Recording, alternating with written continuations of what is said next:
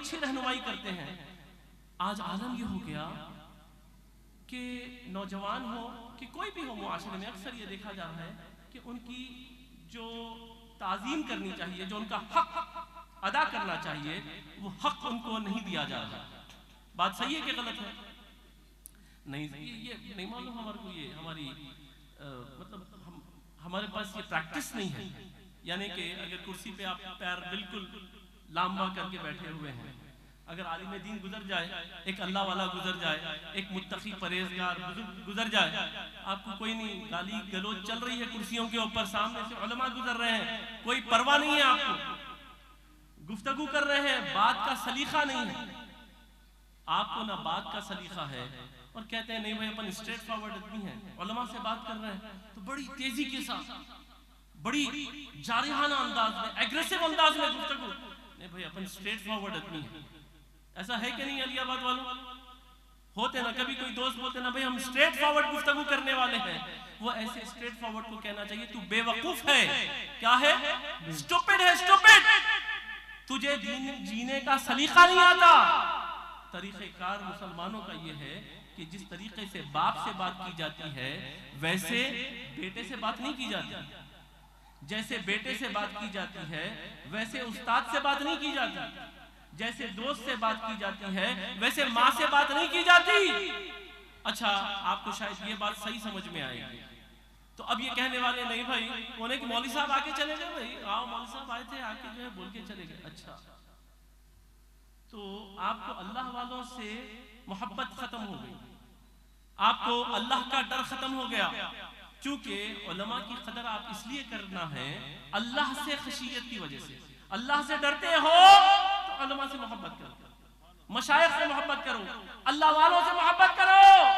لیکن کرنا نہیں ہے, پھر کس کے سامنے کھڑے ہو جائیں گے؟ وہ جو نہ باپ کی عزت کرے گا, نہ بزرگوں کی عزت کرے گا, نہ محلے کے بزرگوں کی عزت کرے گا, نہ مسجد کے امام اور خطیب کی عزت کرتا ہے. لیکن اگر ان کے سامنے کوئی لیڈر صاحب آ جائے, بڑے کوئی پہلوان آ جائے, تو کیا کہتے ہیں؟ جی صاحب, جی صاحب, جی صاحب. یہ ادب کیسا آیا تیرے کو بھائی؟ جیسا صاحب سامنے آئے, سو کالڈ جو بھی لیڈر ہیں, جو بھی پہلوان ہیں, اب اچانک سے تیرے اندر یہ میکینزم کیسا آ گیا؟ تو کرسی پہ سے اٹھ کے بھی کھڑا ہو گیا, ہاتھ بھی باندھ لیا, جی صاحب, جی صاحب, اور عالم سے گفتگو رہا, نہیں مول صاحب, نہیں نہیں نہیں. گفتگو کا انداز ہے کہ نہیں؟ اور وہی کسی لیڈر کے ساتھ جس کے پاس طاقت ہے, اس کے جی صاحب, جی صاحب, کمر سیدھی نہیں ہو رہی ہے, تو معلوم یہ ہوا تیرے کو اخلاق آتے, تیرے کو عزت کرنا آتا, تیرے کو لوگوں کی قدر کرنا آتا, لیکن تو طاقت سے ڈرتا, تو ظالم سے ڈرتا, تو اللہ سے نہیں ڈر رہا, تو ظلم سے ڈر رہا, ظالم سے ڈر رہا. جبکہ ہونا تو یہ چاہیے, اللہ فرماتا ہے ظالم سے نہ ڈر بلکہ صرف اللہ سے ڈر, اللہ کے علاوہ کسی اور سے نہ ڈر. اور صورتحال کیا ہو گئی ہے؟ غنڈے سے ڈرا جا رہا ہے, یعنی برائی کو برائی نہیں سمجھا جا رہا, آج برائی کو اچھا سمجھا جا رہا ہے کہ نہیں؟ آج ماحول کہ اگر کوئی بہت گندگی میں ملوث ہے, بھئی ان کے فلاں فلاں کردار ہے, ان سے قوم ڈر رہی, جبکہ ڈرنا کس سے چاہیے؟ اللہ والے سے. اللہ کی خاطر اللہ سے ڈرنا ہے اور اللہ والے سے محبت کرنا ہے, چونکہ یہ دین کی بات کرتا ہے. ان اکرمکم عند اللہ اتقاکم, تمہارے درمیان بزرگ ترین وہ ہے جو تقوی میں بلند ہے. تو معلوم یہ ہوا کہ یہ بات غلط ہے کہ کسی کو عزت کرنا نہیں آتا. نہیں بھائی, جہالت, جاہل کو بھی عزت کرنا آتا. جاہل ہونے کے باوجود بھی اس کو عزت بھی آ رہی, قدر بھی آ رہا, صاحب بھی بولنا آ رہا, جھک کے سلام بھی کرنا آ رہا, ان کے سامنے بالکل لحاظ سے بیٹھنا آ رہا, بالکل اٹینشن میں کرسی پہ بیٹھنا بھی آ رہا ہے. تو اب ہونا کیا چاہیے؟ اس کا الٹ ہونا چاہیے. یہ طریقہ کار اللہ والوں کے ساتھ ہونا چاہیے, اللہ کے مسجد کے اندر یہ اٹینشن ہونا چاہیے. عزیزان من, اب میں آپ سے عرض کروں کہ رسول پاک علیہ الصلوۃ والتسلیم ارشاد فرماتے ہیں کہ المؤمن للمؤمن کالبنیان یشد بعضہ بعضا.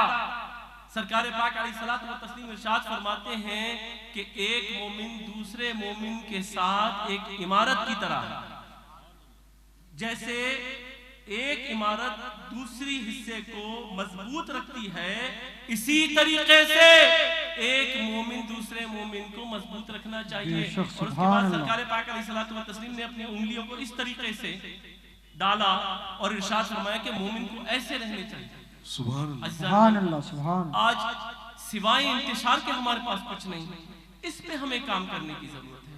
یہ ہمارا لاہے عمل ہونا چاہیے کہ ہم میں اتحاد پیدا ہو۔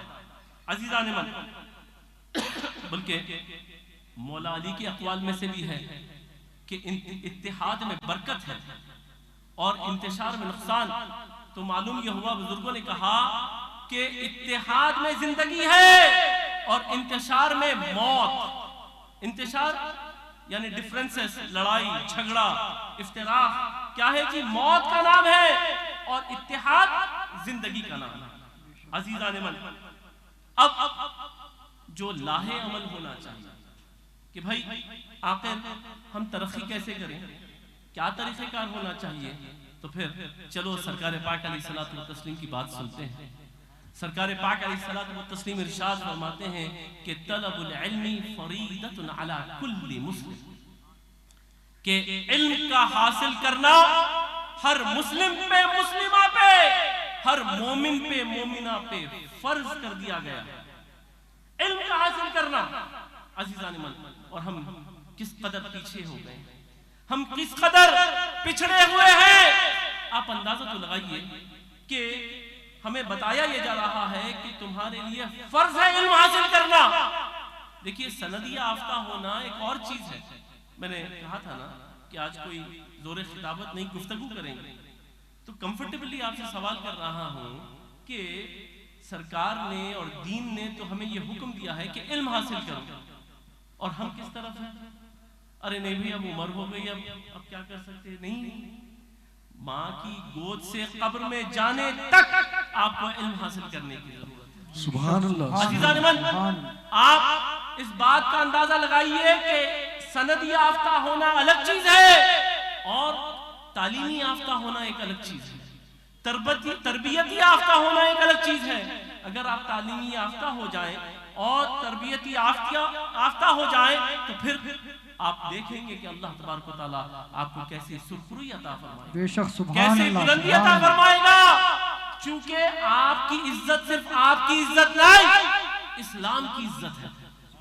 مسلمان کی عزت، مسلمان کی صرف عزت نہیں، بلکہ پورے ایک طبقے کی عزت ہے، پوری کمیونٹی کی عزت ہے، اور آپ کی رسوائی کمیونٹی کی رسوائی، آپ کی بے عزتی مسلمانوں کی بے عزتی ہے۔ تو اس بات کو سمجھنے کی ضرورت ہے۔ عزیزان من، یہ ہمارے ہی اسلاف تھے کہ اگر آپ دیکھیں گے الجبرا، معلوم ہے میتھمیٹکس کے اندر اسٹوڈنٹس ہیں نا، الجبرا کس نے ایجاد کی جی؟ مسلمانوں نے۔ مزے کی بات، زیرو زیرو، صفر، صفر کے بغیر کوئی نمبر آ سکتا؟ صفر کا ایجاد کرنے والا کون؟ مسلمان۔ زیرو جس نے دنیا کو زیرو دیا ہے وہ کوئی اور نہیں، وہ ہمارے اسلاف، وہ مسلمان۔ ہاسپٹل کا کانسیپٹ اس دنیا کے اندر جس نے رائج کیا وہ کون؟ کلمہ گو مسلمان۔ سرجیکل انسٹرومنٹس کی جس نے ایجاد کی وہ کون؟ وہ مسلمان۔ ارے ایک لمبی فہرست ہے دنیا کے اندر جو مسلمانوں نے کی، اور ہمارا کیا حال ہو گیا؟ تو معلوم یہ ہوا عزیزان من، ہمیں علم سے مربوط ہونے کی ضرورت ہے۔ یہی لاہ عمل ہے، علم کے ذریعے ہم انقلاب برپا کر سکتے ہیں۔ آپ اندازہ لگائیے کہ یہ جو 24 گھنٹے کے اندر سروے کا حکم دیا گیا، اگر جوڈیشری کے اندر، کورٹس کے اندر 5% مسلمان ججز ہوتے تو کیا یہ ہو سکتا تھا؟ سوال کر رہا ہوں جناب، جواب تو دیجئے۔ ہو سکتا تھا؟ اگر آپ کی اولادیں ایڈوکیٹس ہوتی، اگر آپ کی اولادیں وکیل ہوتی، اور ایک 5 سے 10 ہزار وکلا پورے ہندوستان کی جگہ جگہ کھڑے ہو جاتے، کیا یہ ہو سکتا تھا؟ اگر آپ کی اولادیں آئی پی ایس اور آئی ایس ہوتی، بیوروکریٹس ہوتے، تو کیا یہ ہو سکتا تھا؟ کیا ہمارا تناسب سائنٹسٹ کے اندر ہوتا تو کیا یہ ہو سکتا تھا؟ آپ اندازہ تو لگائیے، وہ مسلمان جو صرف علم علم علم علم کہتا ہے اور ہمارا یہ حال، اور ہمارے نبی نے صرف یہ سبق دیا کہ علم حاصل کرو، علم حاصل کرو، علم حاصل کرو، اور ہمارا کیا حال ہے؟ تو لاہ عمل کیا ہے؟ علم سے جڑ جانا خدا کے واسطے۔ آج یہ عہد کر لو کہ ہمیں 50 لاکھ کی بلڈنگ ابھی نہیں بنانا ہے، ہمیں 1 کروڑ کی بلڈنگ نہیں، 20 لاکھ کی بلڈنگ نہیں، 15 لاکھ کا کنسٹرکشن نہیں، اپنی اولاد کو پڑھانا ہے، اپنی اولاد کو ہر حالت میں ہر صورت میں پڑھانا ہے، ان کو جج بنانا ہے، ان کو وکیل بنانا ہے، ان کو سائنٹسٹ بنانا ہے، ان کو ڈاکٹر بنانا ہے، ان کو بہترین مفتی عالم دین بنانا ہے۔ اور یہ 10 سے 15 سال کا لاہ عمل ہے، یہ کل نہیں ہونے والا، بلکہ 10 سے 15 سال اس کے اندر لگیں گے۔ اگر یہ عزم ہر مسلمان کر لے، آپ دیکھیں گے کہ انقلاب پیدا ہوگا۔ ہمارے ساتھ کوئی ظلم اور زیادتی نہیں ہو سکتی، ہم نے اپنا حال یوں کر رکھا ہے، اور اگر ہم مضبوط ہو جائیں گے تو پھر آپ دیکھیں گے کہ یہ ملک بھی ترقی کرے گا، یہ ملک ترقی کرے گا۔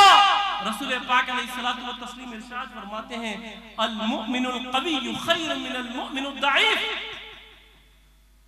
وفی کل خیر۔ سرکار فرماتے ہیں کہ جو مضبوط طاقتور مسلمان ہوتا ہے نا، وہ اللہ کے نزدیک کمزور مسلمان کی بنسبت زیادہ محبوب ہے۔ کون کہہ رہے ہیں؟ ثاقب پاشا کون کہہ رہے ہیں جناب؟ سرکار دعا رسول پاک علیہ الصلوۃ والتسلیم کیا فرما رہے ہیں کہ جو طاقتور مسلمان کیسا؟ باڈی سے بھی قوی ہونا، پیسے سے بھی قوی ہونا، علم سے بھی قوی ہونا، اور عزت سے بھی قوی ہونا، شہرت سے بھی قوی ہونا، ہر طریقے سے قوی ہونا۔ اللہ کے پاس انہیں زیادہ محبوب ہے کمزور مسلمان کے بنسبت۔ لیکن پھر ارشاد فرمایا وفی کل خیر، لیکن خیر دونوں میں اللہ رکھا، کمزور میں بھی رکھا، طاقتور میں بھی رکھا، لیکن جو مضبوط ہوتا ہے مسلمان وہ زیادہ اللہ کے پاس محبوب ہے۔ تو انشاءاللہ ہم مضبوط مسلمان بن کے ابھریں گے۔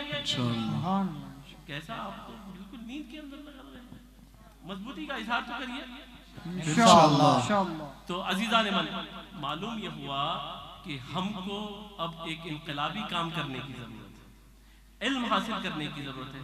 ارے کیسا کریں بھائی؟ کچھ نہیں، ہفتے میں چھوٹا سا کام، ایک آدھی آیت، مثال کے طور پہ ایک ہفتے میں جمعے کو جمعہ محاسبہ کریے، ایک آدھی آیت تو آپ کی زندگی میں اضافہ ہونا، ایک چھوٹی سی دعا کم از کم ایک اضافہ ہونا، آپ کی جو ووکیبلری ہے، جو الفاظ آپ استعمال کرتے ہیں اس میں کچھ اضافہ ہونا، کچھ تو انسان کے اندر اضافہ ہو۔ 20 سال گزر رہے ہیں لیکن انسان میں کوئی انقلاب نہیں ہو رہا، کوئی فرق نہیں، کوئی انہینسمنٹ نہیں۔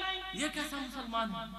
خدا اور اس کا رسول تو ایسا مسلمان نہیں بننا کہ ہمیں تربیت دیتا، خدا اس کا رسول تو ہمیں تربیت دیتا ہے کہ دنیا پہ چھا جاؤ، تم ترقی کرو، خوب دولت کماؤ، خوب دولت کراؤ۔ ربنا آتنا فی الدنیا حسنہ وفی الآخرۃ حسنہ وقنا عذاب النار۔ دنیا کی بہتری مولا دے دے، آخرت کی بہتری دے دے۔ معلوم کیا ہوا؟